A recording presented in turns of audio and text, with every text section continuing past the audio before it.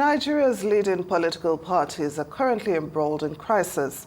While the People's Democratic Party, PDP, seems to be sinking deeper in a series of suspensions and court battles, the All Progressives Congress in Bayelsa and the Labour Party engage in allegations of anti-party activities that have fractured their leadership and could lead to disintegration of their supporters. Well, Paul James of Yaga Africa joins us now to discuss the state of opposition parties in Nigeria, why they are in disarray and how to rebuild them ahead of the next election cycle. Good to have you on Arise News. Thank you so much for joining us on Newsday. Thank you very much for the invitation. Okay, so let's start, with the crisis and the PDP especially, considering the fact that that was once the ruling party in Nigeria and it ruled the nation for about 16 years. What do you think is responsible for this lingering crisis that has erupted in that party, and how can it be curtailed? Well, I think every day what these individuals have continued to demonstrate is the kind of characters that they are and the intent that they had in the first place for joining these political parties. And every day we begin to wonder whether this is a confirmation of what a lot of people have assumed, that these parties are just platforms for political ascendancy. So you begin to wonder actually what is the core or the essence of even their engagement in this political association. It is very worrying and a huge worrying sign for our electoral democracy that this is happening at this point in time. To say that, in the last 4 or 5 years that the APC had taken over the rest of, in fact, not more than 12 years, that you wanted to see a viable opposition that could be challenging some of the things that the APC is doing, but instead you see a total chaos, a total disarray amongst the party. It is not surprising, like I said, that we see these things happening.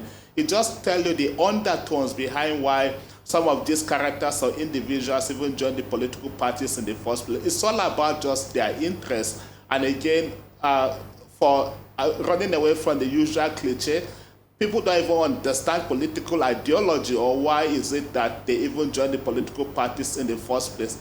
For me, it is hugely concerning that in more than our 25 years of democratic practice now, the concern you keep getting every day is about party structures and, importantly, also about how viable these political parties are. So I'm wondering, what role has serial cross-carpeting also played in this crisis? For instance, some people have said some of these political, parties have become special purpose vehicles, that they cannot really be termed as political parties anymore. What are your thoughts on that?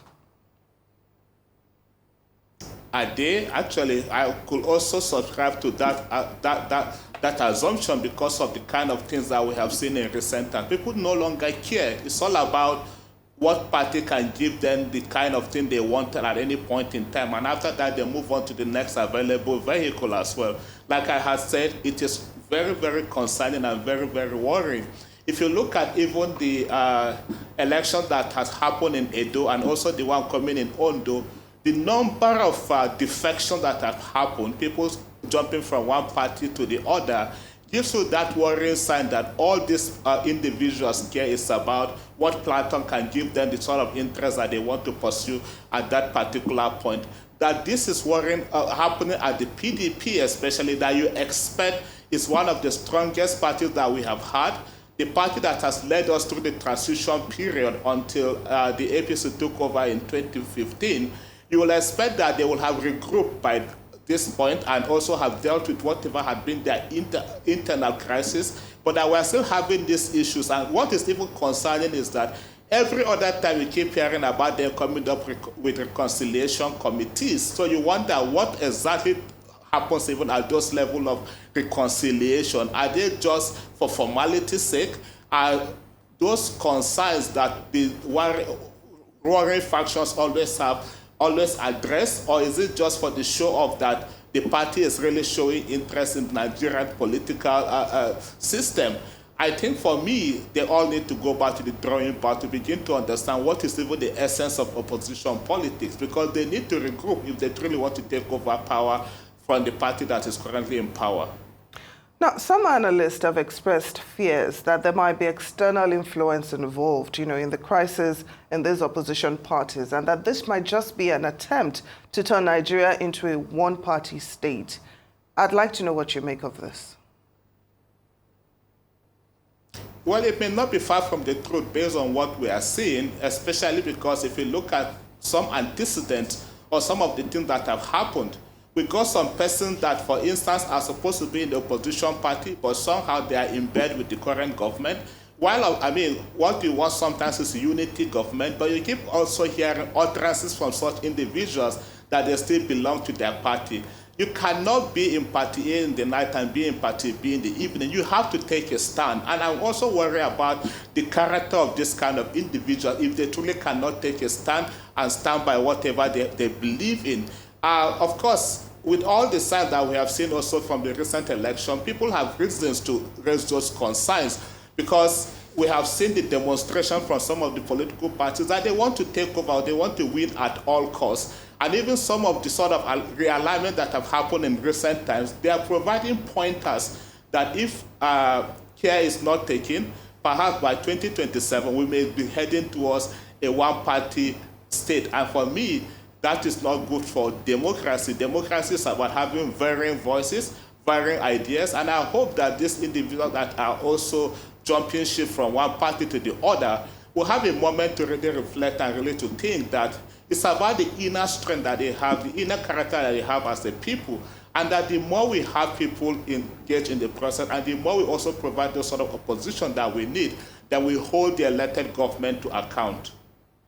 But then, I'm wondering if it is indeed true that there is an attempt to turn the country into a one-party state. Is there anything that Nigerians, that the electorate can do to frustrate this plan? Well, one of the things to do, sadly, is to join party politics because we can't also all be sitting on the fence and be just raising this concern. We have to join the mainstream political parties if we want to make the kind of change that we want. If the old guard, quote and unquote, decide to be rigmaroling around what they feel are the popular parties for them, we have other options also that people can regroup around them and push for the sort of ideas or the kind of interests that they want. We saw the emergence of third force in the past in this country, and we saw how they were able to shake the grounds, especially in the 2023 general election. As we pivot toward the 2027 election, you also want to see realignment of this kind of ideas to really know that there is strength in the people. There is also the strength in the kind of character and the kind of ideas that if we come together, we can pursue and we can aim to get. So, but what about the debate on independent candidates? Could that be a solution to this alleged attempt that some are speculating is in play?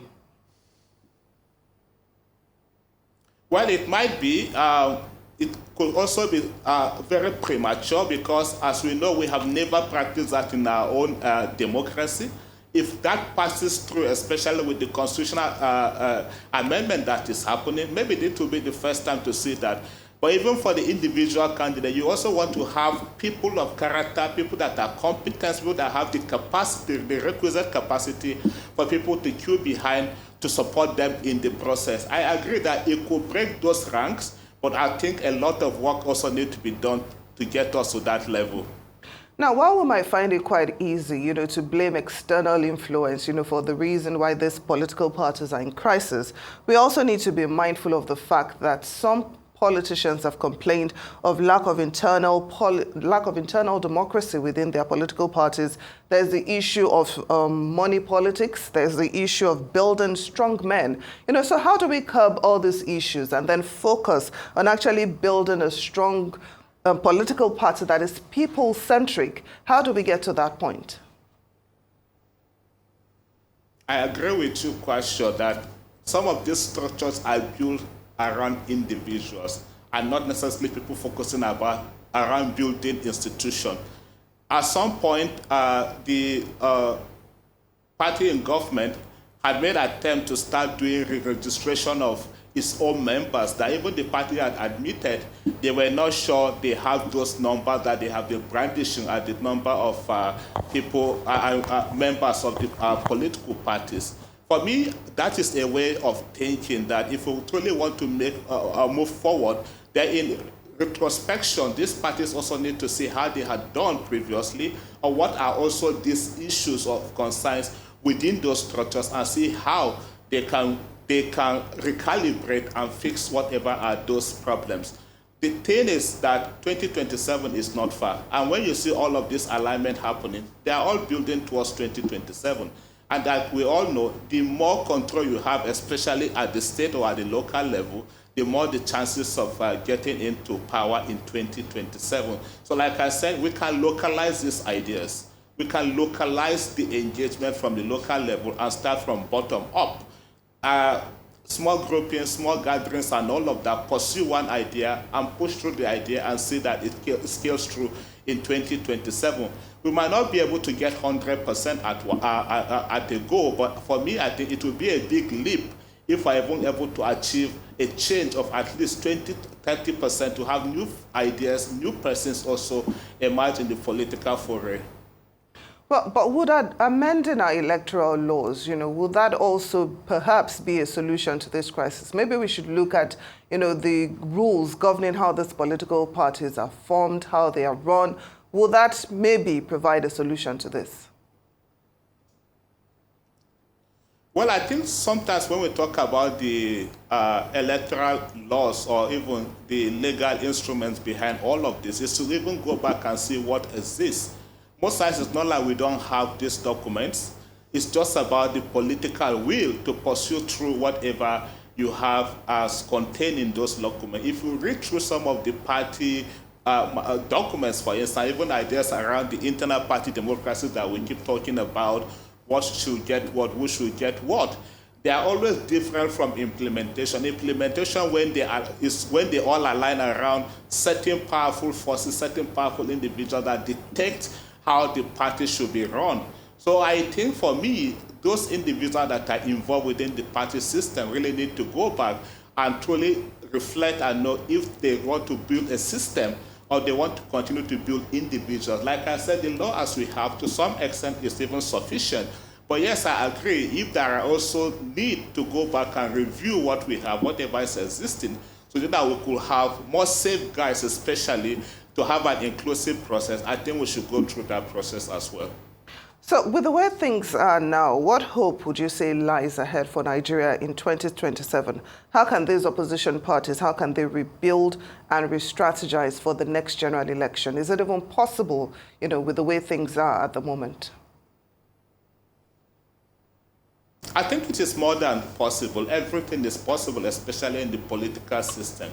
Like I said, sometimes it's just even about having credible individuals come up to say they want to participate in the process. It's just about engaging and not limiting it to just a few persons. And when you do that, you see people line up behind the individuals. We saw what happened, like I had mentioned earlier, in the 2023 general election, for instance, where you heard that people are, not to denigrate anybody, you heard that people are even Okada riders and all of that, and then they emerge on the ballot and they get elected.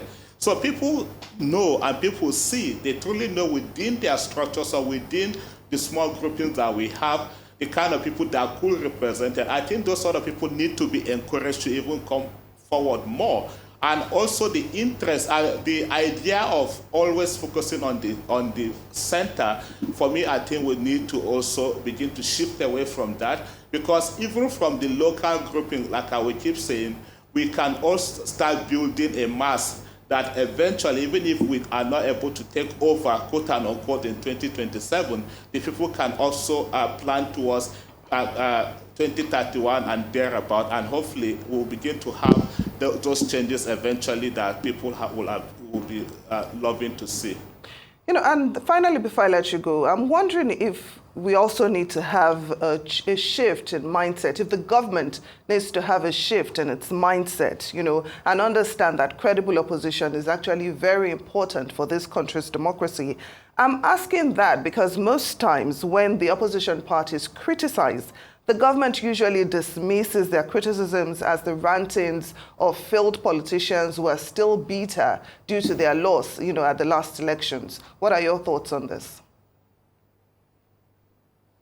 Well, the government is the people, actually. So the mindset, I agree with you, need to truly happen, especially that we need to embrace through opposition as the idea of having check and balances in government.